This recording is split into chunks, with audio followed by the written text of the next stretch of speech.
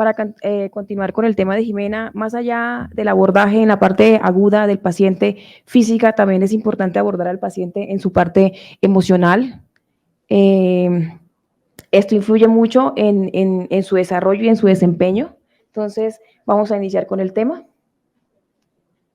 Eso no pasa. Entonces, vamos a iniciar con algunos datos históricos. Entonces, investigaciones desde la Segunda Guerra Mundial, Freud y Burlington, posterior a los ataques nucleares en Hiroshima y Nagasaki, hicieron un estudio sobre las reacciones que tuvieron algunos niños posterior a estos eventos nucleares, como fueron la depresión, como fue la rivalidad, la baja autoestima. En el 54, Yanis realiza un estudio sobre el estrés que aborda desde un método, desde un modelo que consta de 3 elementos principales. Entonces, el evento catastrófico, que es la crisis, la respuesta psicológica que da la persona a la crisis y la situación de tales respuestas, cómo se aborda la persona que está en crisis. Friedman en el 57 y Murray Friedman en el 59 empiezan a describir el impacto emocional de una emergencia que impide a las personas tomar conciencia en los cambios en su entorno. En 1970, la Asociación Psiquiátrica Americana publica su manual de primeros auxilios psicológicos en caso de catástrofe.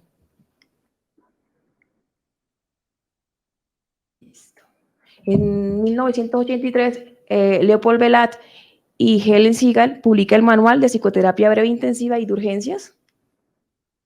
En el 2004, el doctor Diego Núñez realiza un estudio sobre la ayuda inmediata de intervenciones que se le ofrece a víctimas y a personas afectadas.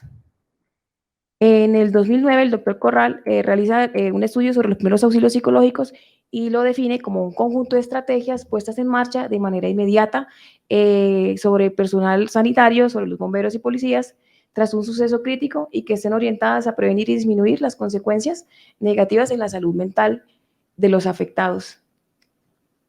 Aquí en Colombia existe la ley 1523 del 2012 del Ministerio de Salud y Protección Social que busca brindar orientaciones para la atención psicológica en emergencias. Esta ley adopta todo lo que es la política de gestión de riesgo y de desastres, ya sea inundaciones, ya sean los huracanes o cualquier desastre que se produzca. Listo. Entonces,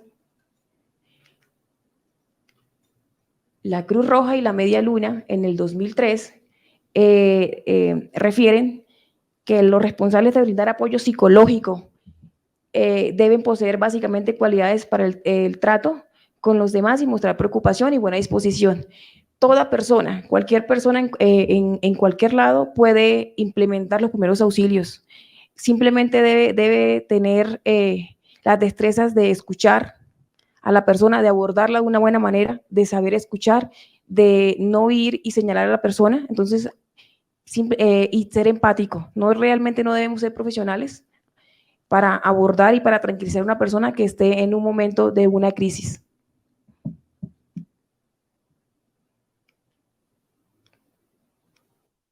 Listo, entonces aquí continuamos con algunas definiciones y sobre el abordaje emocional y psicosocial. Entonces empezamos con qué es una emergencia. Una emergencia es un suceso inesperado que se produce en cualquier momento y que tenemos que darle una reacción inmediata. Entonces, una inundación, un accidente de tránsito, hay que darle una atención inmediata. Esto no sirve.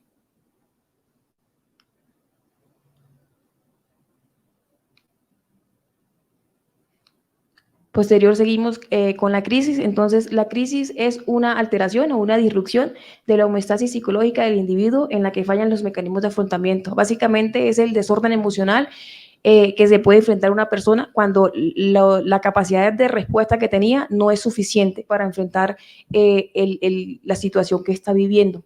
Entonces, es acompañada de un conjunto de secuelas conductuales, emocionales, cognitivas y biológicas.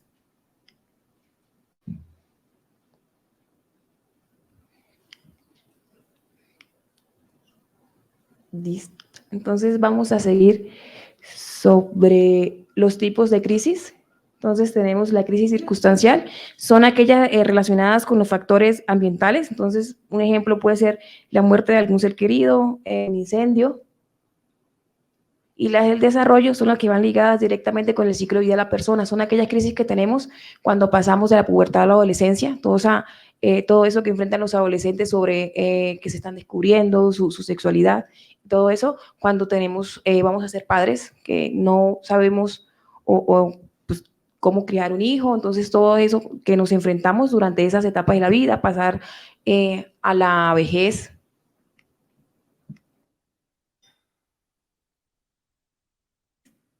Entonces continuamos con los síntomas de los pacientes que pueden presentar en un momento de crisis, entonces sentimientos de cansancio y agotamiento, sentimientos de desamparo, sentimientos de inadecuación, cuando yo siento que no encajo en un grupo determinado, sentimientos de confusión, sentimientos físicos como palpitaciones, como sudoración, como insomnio, y sentimientos de ansiedad, desorganización en el funcionamiento de sus relaciones laborales, familiares y sociales. Cuando yo realmente siento que no encajo en la sociedad y no me integro a esos grupos y me aíslo.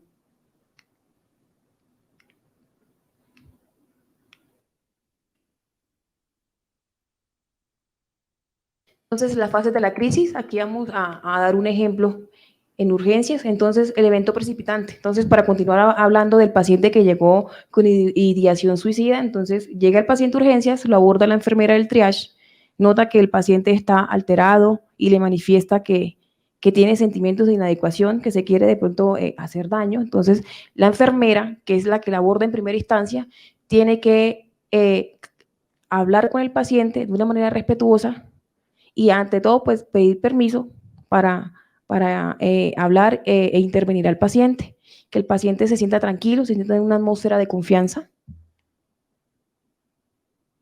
La respuesta desorganizada, entonces son esos pacientes que vienen ansiosos, que están con comportamientos de confusión, y posterior seguimos con la explosión, entonces ya es la pérdida del control, ese paciente ya se puede hacer daño a él o puede hacer daños a otras personas, entonces es el descontrol de las emociones, los pensamientos y los comportamientos conductuales inapropiados, y la estabilización ya es cuando pues yo en el triage clasifico a ese paciente como un triage 2, trato de tranquilizarlo, de hacerle ejercicios de respiración para que se tranquilice, tratar de interrogarlo de una buena manera sin que él se sienta que yo le estoy solamente preguntando. Entonces, preguntar qué le pasó, qué hizo que él llegara a ese momento de crisis y quiénes son las personas involucradas en ese proceso que viene viviendo el paciente. Entonces ya se estabiliza el paciente, ese paciente se pasa como un triage 2, se ingresa a la área pues, de reanimación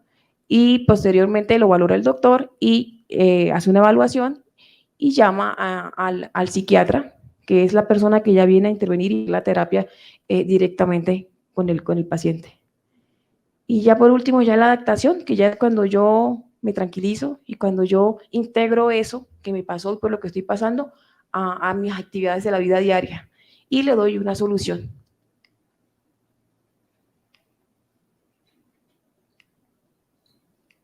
Entonces seguimos con estrés postraumático. Entonces, estrés postraumático es una enfermedad mental desencadenada por una situación aterradora, ya sea que la hayas experimentado o presenciado. El estrés postraumático no solamente se produce porque yo viva el momento, porque me pase algo, porque me accidente, porque de pronto en la calle me violen, sino también se puede generar por alguna muerte de un ser querido, por alguna noticia de alguna enfermedad terminal, puede desencadenar los sentimientos de estrés, de angustia, de ansiedad. Entonces, los síntomas pueden incluir reviviscencia, que es cuando yo en mi mente todo el tiempo estoy reviviendo el momento que me pasó, o sea, el evento que me pasó por lo que sufrí. Pesadillas, angustias graves, así como pensamientos incontrolables sobre la situación.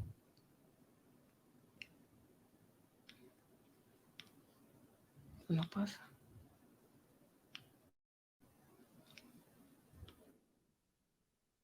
Listo, entonces, ¿quiénes pueden sufrir de estrés postraumático? Cualquier persona puede sufrirlo en cualquier etapa y en cualquier momento de la vida.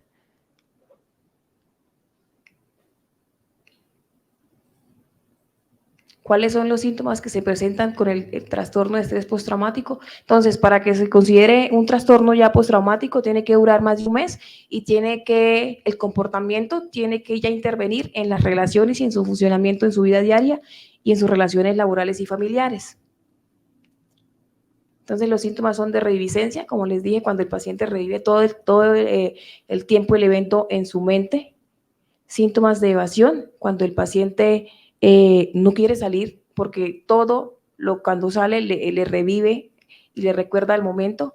Síntomas de hiperactividad y reactividad, entonces es cuando el paciente se sobresalta fácilmente, está todo el tiempo tenso y tiene dificultad para dormir o arrebatos de ira.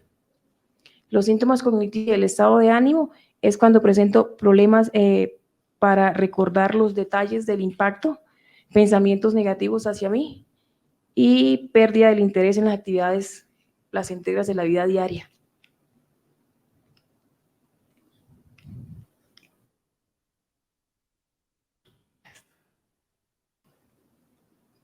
Entonces, continuamos con los primeros auxilios psicológicos.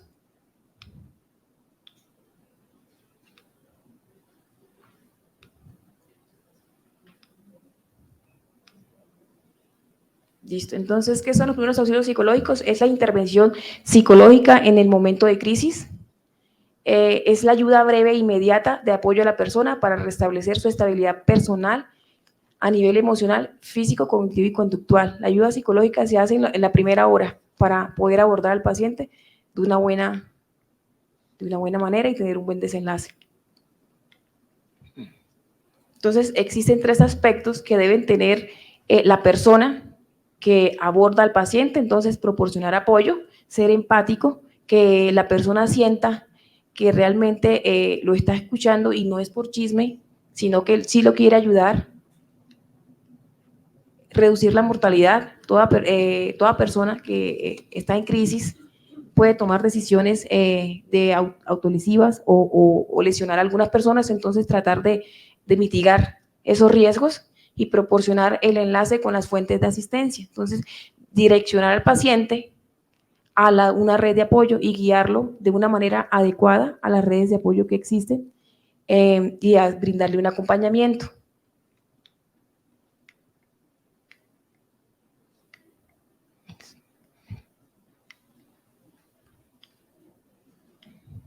Listo. Entonces, ¿qué sí son los primeros auxilios psicológicos? Aportan calma y moderan la respuesta, aportan una ayuda no intrusiva.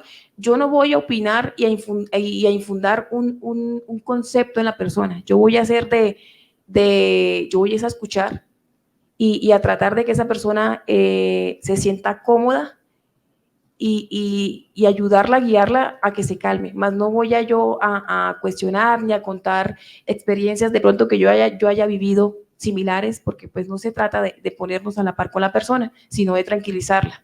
Facilitan la expresión emocional, entonces dejar que la persona hable, que la persona se desenvuelva y bote todo eso que le está causando daño. Deben favorecer el acercamiento y la percepción del apoyo. Entonces, ¿qué no son? No son una terapia, eso ya lo hace un psicólogo, un psiquiatra, un psicoterapeuta, una forma de diagnóstico, una técnica de desactivación. Esto se hace a nivel grupal y lo hacen los profesionales. No permiten abordar a profundidad, no deben ser interrogatorios extensos y no requieren excederse en verbalizaciones.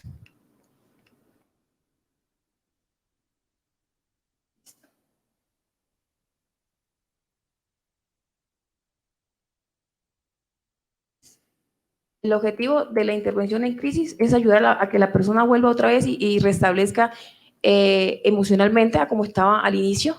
Entonces, la intervención en primera instancia es aplicar los primeros auxilios psicológicos y definitivamente si no se puede con eso que ya yo hice, ya toca la intervención a segunda instancia, que sería ya brindar a la persona que lo requiere un proceso psicoterapéutico, entonces guiarlo ya a una persona capacitada, dirigirlo y transbordar los sucesos traumáticos, entonces para que la persona no desencadene algunos sucesos postraumáticos al evento, pues se dirige a un profesional, que ya esto sería ya una etapa más larga y que pueden durar ya meses, inclusive semanas, inclusive meses.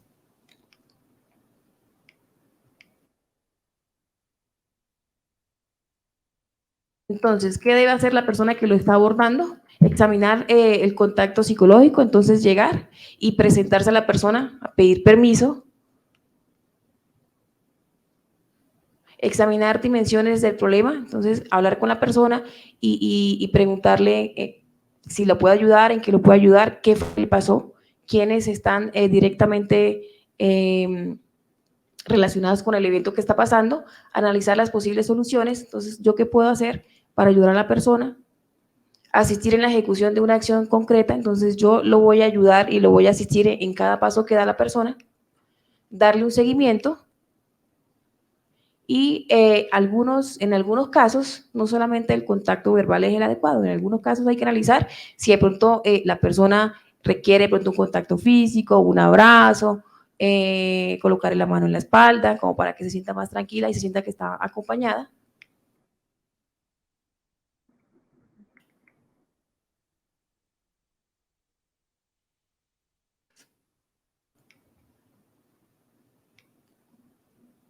Listo. Entonces aquí están los principios básicos del primeros auxilio psicológico. Entonces, escuchar responsable, entonces ser muy respetuosos y muy con lo que el paciente me dijo, con la información. Entonces yo eso no puedo irlo a contar a todo el mundo. Eso es un secreto ya, pues lo que escuchemos. Transmitir aceptación, que es no echar de pronto cantaleta o emitir juicios o señalar culpables, una atmósfera de confianza y empatía, entonces buscar un lugar de pronto más tranquilo, donde la persona se sienta cómoda y pueda expresar todo lo que siente, proporcionar información, entonces es direccionar de una manera correcta a la persona a unas buenas fuentes de red de apoyo y permitir la libre expresión, permitir que el paciente se exprese, no solamente es preguntar, sino también respetarle todos los silencios que él tenga para que se sienta mejor y pueda sacar todo eso que está sucediendo. Si realizando todos estos eventos ya definitivamente no se puede, entonces ya la intervención a segunda instancia, que ya sería, entonces una vez pasada la crisis, si ya se ven secuelas, que la persona está con secuelas o está experimentando algunos sucesos, algunos comportamientos, esto no sirve, de estrés postraumático, pues se direcciona a un profesional, que ya esas terapias ya son más largas, duran semanas o incluso, como les decía, meses.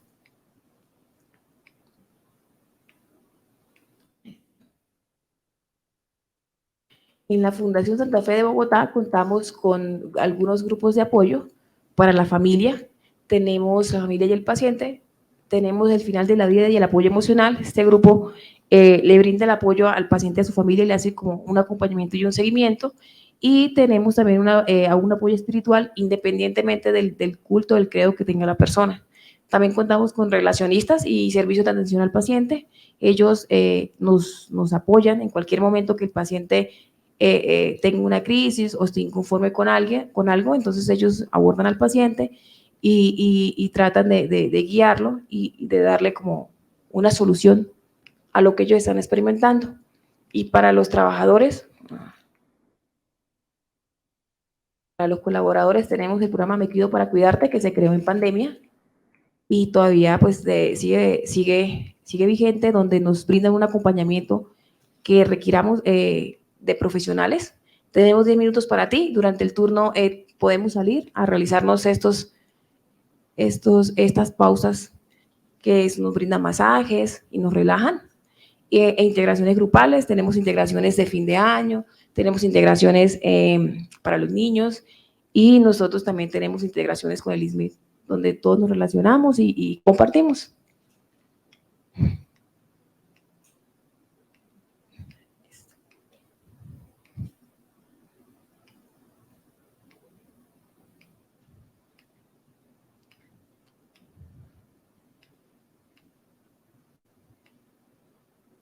La Secretaría Distrital de Salud de Bogotá tiene las siguientes líneas donde nos podemos ayudar para orientar a las personas para brindar un apoyo psicológico. Tenemos la línea telefónica gratuita, esta es a nivel nacional, 018-112-439 y tenemos el WhatsApp 300-754-8933 y tenemos también las redes sociales en fanpage, así se ingresan como línea 106 y les aparece.